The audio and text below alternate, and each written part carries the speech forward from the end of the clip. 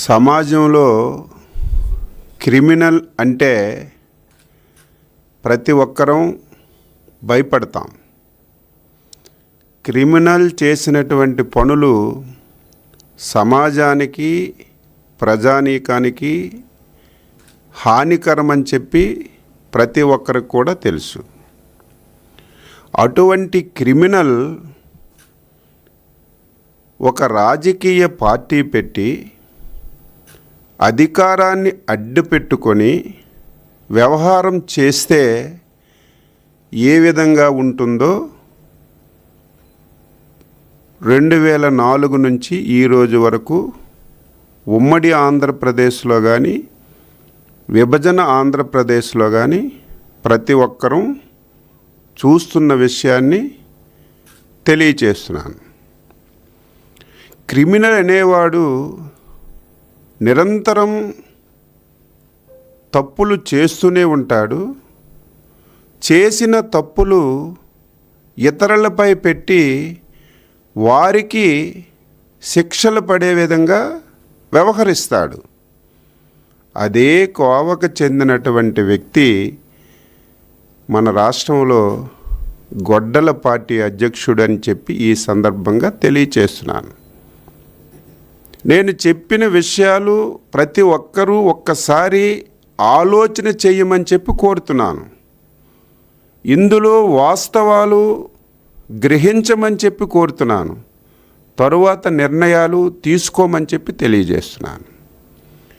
2004లో తండ్రి అధికారాన్ని అడ్డం పెట్టుకొని లక్షల కోట్ల రూపాయలు అవినీతి చేశారని చెప్పి ఆరోపణలు ఎదుర్కొంటున్నటువంటి గొడ్డల పార్టీ అధ్యక్షుడు ఆ రోజు కూడా నీ అవినీతి దాహం గురించి ఎంతమందిని బలి తీసుకున్నావు? ఐఏఎస్ ఆఫీసర్ని బలి తీసుకున్నావు, మంచి రెప్యుటేషన్ ఉన్నటువంటి పారిశ్రామికవేత్తల్ని బలి తీసుకున్నావు, సామాన్యులను కూడా జైలుకి పంపించి ఏ విధంగా నువ్వు అవినీతికి పాల్పడ్డావో ఒక్కసారి గతాన్ని కూడా రాష్ట్ర ప్రజలు గుర్తు చేసుకోవాలని చెప్పి తెలియజేస్తున్నాను. తరువాత మాయమాటలు చెప్పి ఆచరణ కానివన్నటువంటి మాటలు చెప్పి ప్రజలకి తప్పుదోవ పట్టించి 2019లో అధికారంలోకి వచ్చావు. ముఖ్యమంత్రి అయ్యావు. ముఖ్యమంత్రి పదవిని అడ్డం పెట్టుకొని ఏ విధంగా దోపిడీ చేశావో మనం మాట్లాడుకోవాల్సినటువంటి అవసరం లేదు. ఆంధ్రప్రదేశ్ రాష్ట్రంలో ఉన్నటువంటి ప్రకృతి వనరులన్నీ కూడా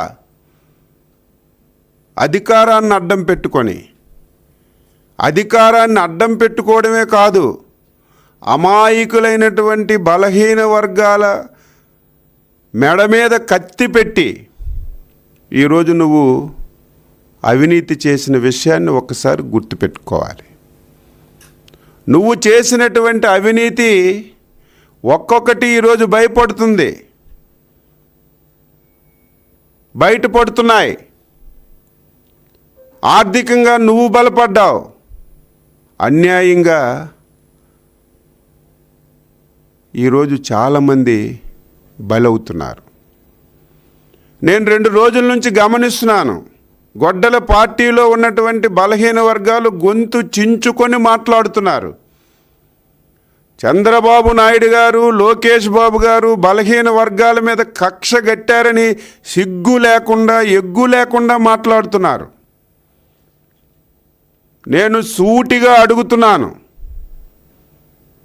మీరు తప్పులు చేశారు. గొడ్డల పార్టీ అధ్యక్షుడు చెప్పిన ప్రతి పని మీరు చేసి, అవినీతి చేసి, అక్రమంగా దొరికిపోయి మీరు కేసుల్లో ఇరుక్కొని మీరు జైలుకి వెళ్తుంటే ఇదేదో బలహీన వర్గాల మీద కక్ష కట్టారని మాట్లాడుతున్నారు. 2019-24 బలహీన వర్గాల మీద దమనకాండ చేశారు మీరు. ఆషామాషా విషయం కాదు. నిన్న ధర్మాన ప్రసాద్ గొంతు చించుకొని మాట్లాడుతున్నాడు. నేను బలహీన వర్గాలకు చెందిన వ్యక్తిని కాదా? మా సోదరులు కొల్లు రవీంద్ర బలహీన వర్గాలకు చెందిన వ్యక్తి కాదా? రాజకీయ చరిత్ర కలిగినటువంటి వెలమల రామకృష్ణ గారు బలహీన వర్గాలకు చెందిన వ్యక్తి కాదా? అయ్యన్న పాత్రుడు గారు బలహీన వర్గాలకు చెందిన వ్యక్తి కాదా? ఈ విధంగా ఎంతోమంది బలహీన వర్గాల్ని టార్గెట్ చేశారు. మేము చేసిన తప్పేంటి?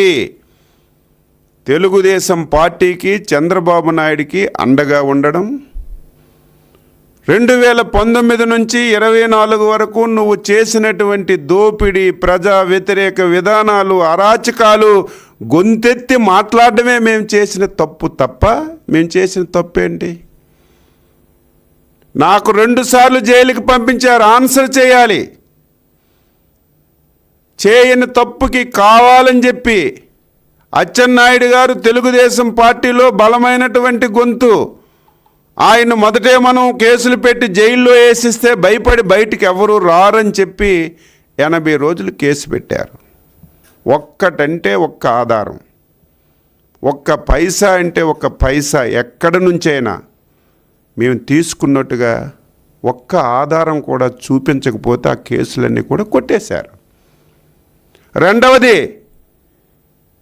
గొడ్డల పార్టీలో ఉన్నటువంటి ధర్మాన ప్రసాద్ మా జిల్లా వ్యక్తి.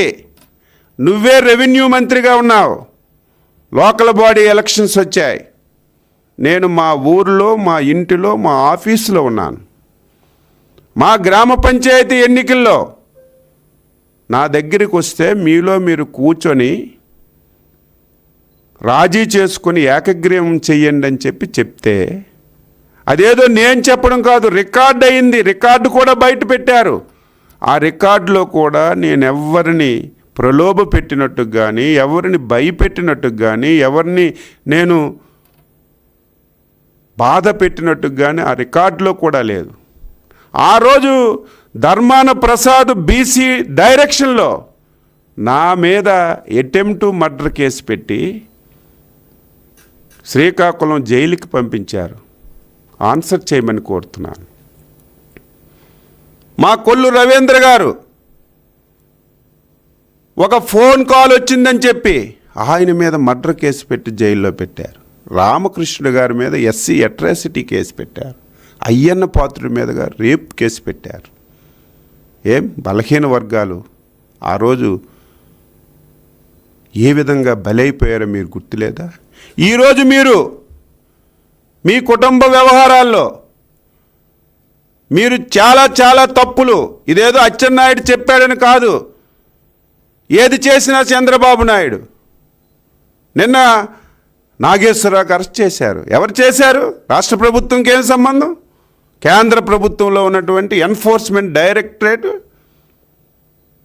డైరెక్ట్గా మీ కుటుంబం యొక్క అకౌంట్లలో డబ్బులు పడ్డాయని వాస్తవాలు తెలిసిన తర్వాత ఈడీ ఎంక్వైరీ చేసి జైల్లో వేస్తే ఇదేదో బలహీన వర్గాల మీద కక్షను మాట్లాడుతున్నారు. జోగి రమేష్ అక్రమం మద్యంలో తయారీలో కానీ, మద్యం లిక్కరు డాన్గా తయారై వ్యవహరించినటువంటి తీరులో కేసు పెట్టి అరెస్ట్ చేసి దాని మీద మా మీద పడతాయి. నీ కుటుంబ వ్యవహారం, నీ కోడలు కొడుకు ఎప్పుడు చంద్రబాబు నాయుడు, లోకేష్ బాబు ఇలాంటి వీటి మీద ఎప్పుడూ కనీసం ఆలోచన కూడా చేయరు. నిస్సిగ్గుగా మాట్లాడుతున్నారు. నిన్న ఇదేదో చంద్రబాబు నాయుడు గారు, లోకేష్ బాబు గారు మా కుటుంబాల మీద కూడా పడ్డారని. అంత హీనులు కాదు. మీ అంత దరిద్రమైనటువంటి ఆలోచన ఎవరికీ రాదు. నీ కుటుంబ తగాయిదాన్ని మా మీద పెట్టి దాన్ని కూడా విమర్శిస్తున్నావు. ముందు దీనికి ఆన్సర్ చేయమని చెప్పి అడుగుతున్నాను. నిన్నందరూ కూర్చున్నారు బలహీన వర్గాల గురించి మాట్లాడే నైతిక హక్కు మీకు ఉందా అని చెప్పి అడుగుతున్నాను. స్వాతంత్రం వచ్చింది 80 సంవత్సరాలు అయింది. 35 సంవత్సరాలు ఈ రాష్ట్రానికి, దేశానికి ఎన్నో రాజకీయ పార్టీలు పరిపాలన చేశాయి. బలహీన వర్గాలని ఓటు వేసినటువంటి యంత్రాలకే వాడుకున్నారు తప్ప బలహీన వర్గాల గురించి ఎవరైనా ఎప్పుడైనా ఆలోచన చేశారా అని చెప్పి నేను అడుగుతున్నాను. ఫస్ట్ టైం విశ్వవిఖ్యాత నట సార్వభౌముడు నందమూరి తారక రామారావు గారు తెలుగుదేశం పార్టీ పెట్టిన తర్వాత బలహీన వర్గాలకి ఆర్థికంగా, రాజకీయంగా, సామాజికంగా అవకాశాలు వచ్చిన విషయాన్ని ఘంటాపదంగా బల్లగుద్ది ఈరోజు చెప్పదలిచాను. అందుకే ఈ రాష్ట్రంలో ఉన్నటువంటి బలహీన వర్గాలు ఓన్ చేసుకున్నారు. బలహీన వర్గాలంటే తెలుగుదేశం, తెలుగుదేశం అంటే బలహీన వర్గాలు.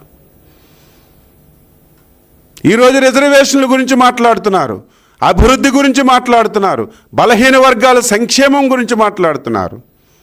2014-19 బలహీన వర్గాలకి ఒక స్వర్ణయుగం. సంక్షేమ పథకాలు అందించడంలో కానీ, బలహీన వర్గాలకి విద్య, వైద్యం, స్వయం ఉపాధి ఉండాలని ఆ రోజు మేము తీసుకున్నటువంటి కార్యక్రమాలు కానీ నభూతో నా భవిష్యత్తు, రిజర్వేషన్లు కానీ ఏది తీసుకున్నా సరే తెలుగుదేశం ఈరోజు ఎన్డీఏ ప్రభుత్వం తప్ప ఏ రాజకీయ పార్టీ, ఏ నాయకుడు బలహీన వర్గాల గురించి ఆలోచించలేదు. 2014లో నేను కూడా బీసీ మంత్రిగా ఉన్నాను. ఒకేసారి ప్రతి నియోజకవర్గానికి ఒక రెసిడెన్షియల్ స్కూల్ చొప్పున 175 రెసిడెన్షియల్ స్కూల్స్ ఇచ్చాం. ఈ రాష్ట్రంలో ఉన్నటువంటి బలహీన వర్గాలు స్వయం ఉపాధి గురించి కుల వృత్తుల వారికి ఆదరణ పథకం కింద పనిముట్లు ఇచ్చి మేము కొని గొడౌన్స్కి పంపిస్తే ఎంత కక్ష కాకపోతే అధికారం మారిన తర్వాత దుర్మార్గుడు కళ్ళ ముందే పరికరాలన్నీ కనిపిస్తున్నా ఈ పరికరాలు ఇస్తే బలహీన వర్గాలకి మంచి జరుగుతుందని మొత్తం పరికరాలన్నీ గోడౌన్స్లో ఉంచి తుప్పు పెట్టిపోయి పక్కన పడేశారు తప్ప బలహీన వర్గాలకు ఆ పరికరాలు కూడా అందించినటువంటి దౌర్భాగ్యులు మీరు బలహీన వర్గాల గురించి మాట్లాడుతున్నారు.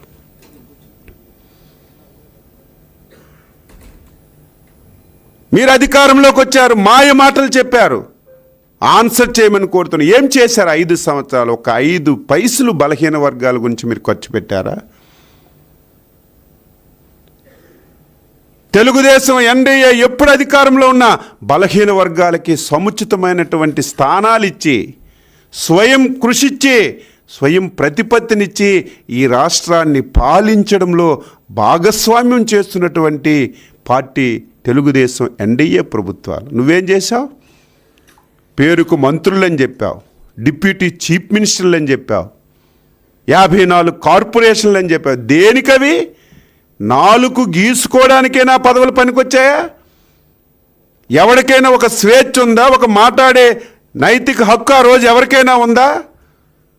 ఆంధ్రప్రదేశ్ రాష్ట్రాన్ని నీ సొంత మనుషులు 4 ఈ రాష్ట్రాన్ని రాసి పెట్టేశావు.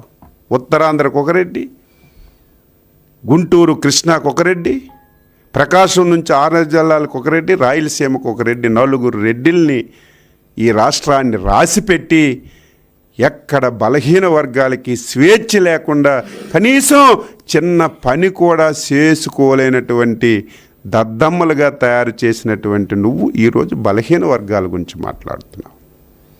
మాట్లాడితే 54 కార్పొరేషన్లు అంటావు. ఒక్క కార్పొరేషన్కి ఒక పైసా ఇచ్చావా? కనీసం కూర్చోడానికి కుర్చీలైనా ఇచ్చావా అని చెప్పి అడుగుతున్నాను. ఏం చేసావు 5 సంవత్సరాలు? ఇవన్నీ ఒక ఎత్తు. బలహీన వర్గాలకి రాజ్యాధికారం కల్పించవలసిన బాధ్యత ప్రభుత్వాలపైన ఉంది, రాజకీయ పార్టీలపైన ఉంది. స్వాతంత్రం వచ్చిన తర్వాత 1982 వరకు బలహీన వర్గాలకి రిజర్వేషన్ లేదు. ఈ రాష్ట్రంలో ఉన్నటువంటి ప్రతి ఒక్క బలహీన వర్గాల సోదర సోదరీమణులు గుండె మీద చెయ్యి వేసుకొని 1-2 సెకండ్లు 2 నిమిషాలు ఆలోచన చేసి నా మాటలు వినమని చెప్పి కోరుతున్నాను. 1984లో విశ్వవిఖ్యాత నట సార్వభౌములు నందమూరి తారక రామారావు గారు స్థానిక సంస్థల్లో 20% రిజర్వేషన్లు ఇచ్చింది పసుపు జెండా తెలుగుదేశం ఎన్టీ రామారావు అవునా కాదా ఆలోచన చేయమని కోరుతున్నాను. వెంటనే 85లో మాండలిక వ్యవస్థ వచ్చి మండల ప్రెసిడెంట్లు వస్తే 20% మంది బలహీన వర్గాలు రాజ్యాధికారం వచ్చింది. జిల్లా పరిషత్తుల్లో రాజ్యాధికారం వచ్చింది. మున్సిపాలిటీల్లో రాజ్యాధికారం వచ్చింది. ఇచ్చింది ఎవరో ఒక్కసారి గుర్తు చేసుకోమని చెప్పి తెలియజేస్తుంది.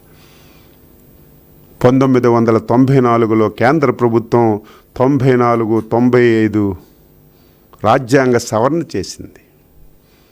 రాజ్యాంగ సవరణ చేసిన తర్వాత 95లో మన నాయకుడు, మన ముద్దుబిడ్డ చంద్రబాబు నాయుడు గారు ముఖ్యమంత్రి అయ్యారు. ఆ రాజ్యాంగ సవరణని ఆసరాగా తీసుకొని 20% సరిపోదు, సమాజంలో సగభాగం బలహీన వర్గాలు ఉన్నారు, వారికి రిజర్వేషన్లు పెంచాలని చెప్పి 95లో 20% నుంచి 34% రిజర్వేషన్ పెంచిన వ్యక్తి మా నాయకుడు, మా బలహీన వర్గాల ముద్దుబిడ్డ, బలహీన వర్గాల ఆశాజ్యోతి చంద్రబాబు నాయుడు గారు అని చెప్పి బల్లగుద్ది. ఇది వాస్తవం అవునా కాదా? అచ్చెన్నాయుడు చెప్పింది నిజమా కాదా?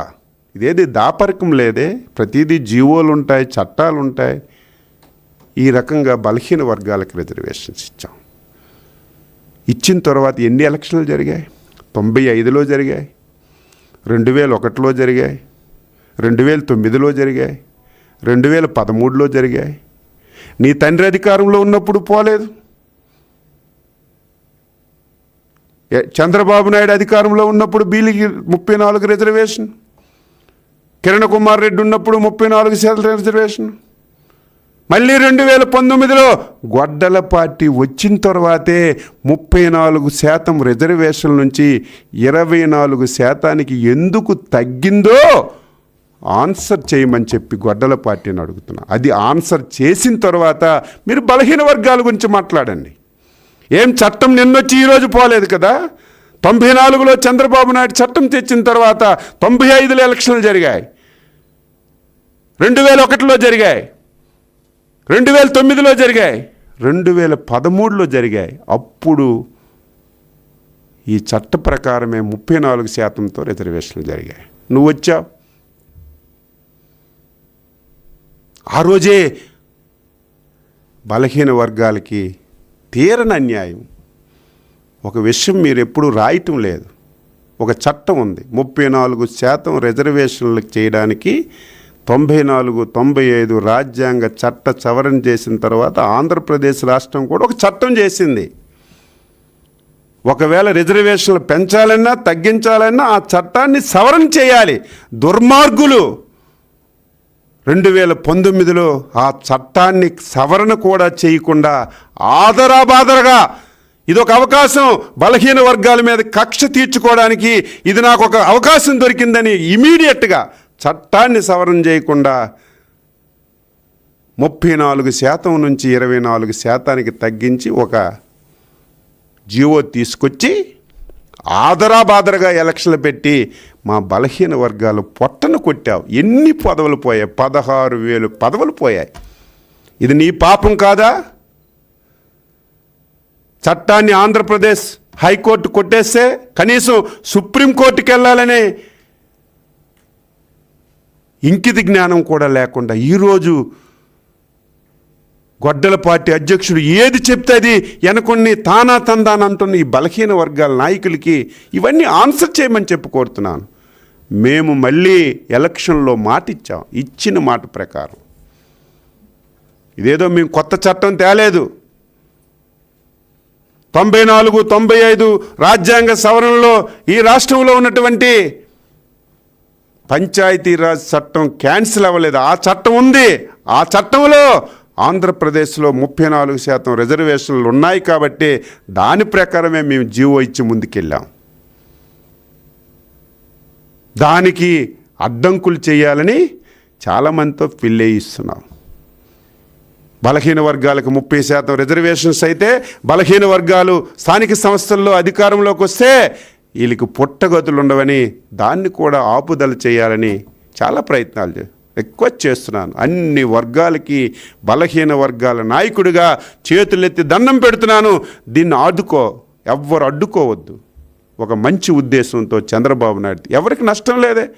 ఎస్సీల రిజర్వేషన్ ఎస్సీలకు ఉంటాయి, ఎస్టీల రిజర్వేషన్ ఎస్టీలకు ఉంటాయి. మీ రిజర్వేషన్ల తర్వాతే దీనికి రిజర్వేషన్ ఇచ్చాం. ఏ ఒక్క వర్గానికి బీసీలు వ్యతిరేకం కాదు, ఏ ఒక్క రిజర్వేషన్కి బీసీలు వ్యతిరేకం కాదు. మీ హక్కులు మీకుంటాయి, బలహీన వర్గాల హక్కులు కూడా అవసరం. కాబట్టి ఈరోజు ఈ జీవో ఇచ్చారు.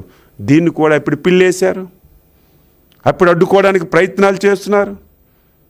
పడుకోని లేపితే ప్రతి ఒక్కరికి తెలుసు ఎవరు పిల్లేయిస్తున్నారు, ఎవరు అడ్డుకోవడానికి ప్రయత్నం చేస్తున్నారు తెలుసు. దయ ఉంచి, మీరు చాలా అన్యాయం బీసీలకి చేశారు. ఎన్డీఏ ప్రభుత్వం చంద్రబాబు నాయుడు ఆధ్వర్యంలో దీన్ని సరిచేసి ముందుకెళ్లాలని ప్రయత్నం చేస్తున్నారు. దీన్ని అడ్డుకోవద్దని చెప్పి కోరుతున్నాను.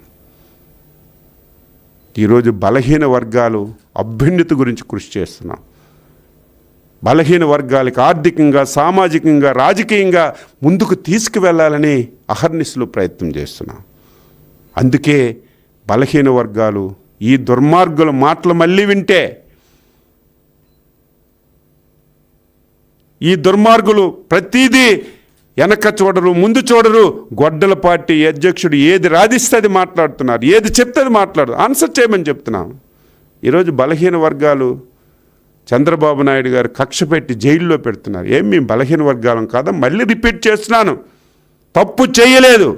5 సంవత్సరాలు భూతద్దంతో ఎతికి అన్నీ చూసి ఎక్కడ ఒక చిన్న తప్పు కూడా మీరు పట్టుకోలేక, షేర్ షీట్ కూడా వేసుకోలేనటువంటి మీరు ఈరోజు అడ్డగోలుగా దొరికిపోయి కేంద్ర ప్రభుత్వం ఈడీ కేసులు పెట్టి చట్ట ప్రకారం వాళ్ళకి శిక్షలు వేస్తుంటే అది కూడా చంద్రబాబు నాయుడు గారి మీద వేసి మీరు లబ్ధి పొందాలని ప్రయత్నం చేస్తున్నా, ఆంధ్రప్రదేశ్ బీసీలు తెలివైన వాళ్ళు, బీసీలు తెలుగుదేశం పార్టీ, ఎన్డీఏ ప్రతి ఒక్కరు కూడా అర్థం చేసుకున్నారని చెప్పి తెలియజేస్తూ, మరొకసారి ప్రతి ఒక్క పౌరుడికి రిక్వెస్ట్ చేస్తున్నాను, ఈ రిజర్వేషన్స్ ఎవరికి వ్యతిరేకం కాదు. గొడ్డల పార్టీ మాట విని మీరు కోర్టుల్లో పిల్లేసి బలహీన వర్గాలకు అన్యాయం చేయొద్దని చెప్పి ఈ సభాముఖంగా ప్రతి ఒక్కరికి కోరుతూ సెలవు తీసుకుంటున్నాం. జై హింద్.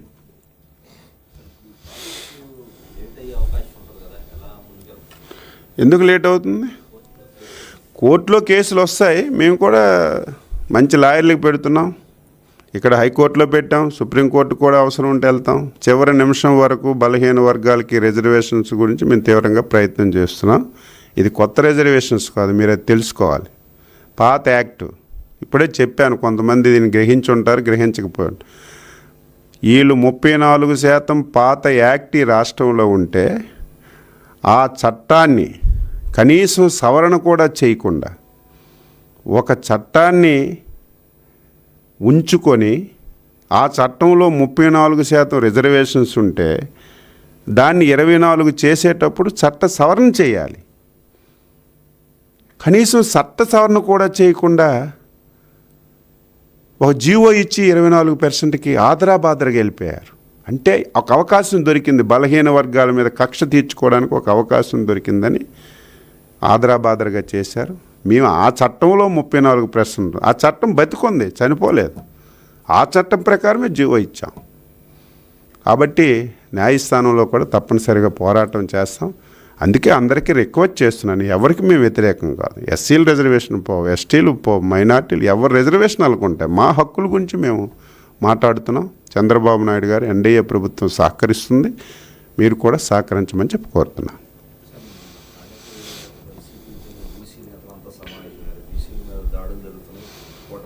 నేను ఇప్పుడు చెప్పాను కదా, ఆన్సర్ చేయమని చెప్పాను. సంఘటితంగా ఎత్తుక్కోవడానికి మీరు ఇప్పుడేం కొత్తగా ఆకాశం నుంచి దిగి రాలేదు.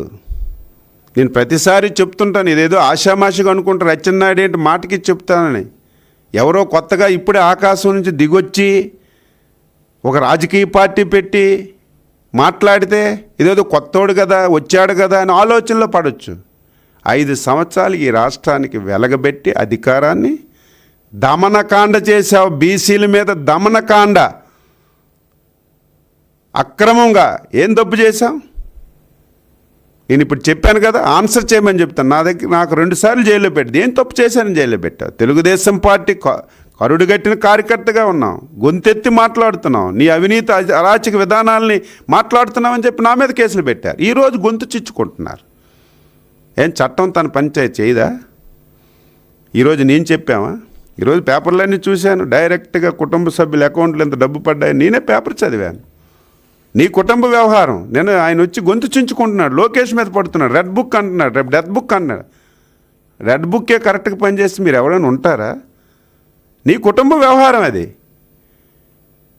మీలాగా మీ గొడ్డల పార్టీలాగా కుటుంబ వ్యవహారాల్లో దూరి కుటుంబాలను విడదీసే కుసంస్కృతి అసలు కల్లో కూడా రాదు మా నాయకులు చంద్రబాబు నాయుడు గారిలో. మీకు అది మీ వ్యవహారాలు మీరు తీర్చుకోండి. మీ వ్యవహారాల్ని చంద్రబాబు నాయుడు మీద, తెలుగుదేశం మీద, ఎన్డీ మీద పెడుతుంటే ప్రజలు అమాయకులు కాదు. నేను ఈరోజు మళ్ళీ రిక్వెస్ట్, అచ్చెన్నాయుడు మాట్లాడిన ప్రతి మాట లైవ్లో చూస్తున్నారు, ఫేస్బుక్లో చూస్తున్నారు. తప్పుంటే అచ్చెన్నాయుడు మీరు మాట్లాడింది తప్పని మీరు నాకు ఆన్సర్ చేయండి, నేను మళ్ళీ ఆన్సర్ చేస్తాను. నేను ఓపెన్ మైండ్తో ఉన్నాను, ఓపెన్గా మాట్లాడుతున్నాను. ఎందుకు ఇంత ధైర్యంగా మాట్లాడుతున్నానంటే తెలుగుదేశం పార్టీ పుట్టుకే బలహీన వర్గాల పునాదుల మీద పుట్టిన పార్టీకి ఏ అవకాశం వచ్చిన వాళ్ళకి న్యాయం చేయడానికి ఆ రోజు ఎన్టీఆర్ కానీ, ఈరోజు చంద్రబాబు నాయుడు కానీ, ఎన్డీఏ ప్రభుత్వం పనిచేస్తుంది తప్ప ఎక్కడ బలహీన వర్గాలకి ఏ సమంత నష్టం కూడా జరగకుండా మేము పనిచేస్తున్నాం. మాకు స్వేచ్ఛ ఉంది, పరిపాలనలో మేము కూడా భాగస్వామ్యం అవుతున్నాం. మీలాగా డమ్మీలుగా మాత్రం ఎప్పుడు మిగలం అని చెప్పి తెలియజేస్తున్నాం.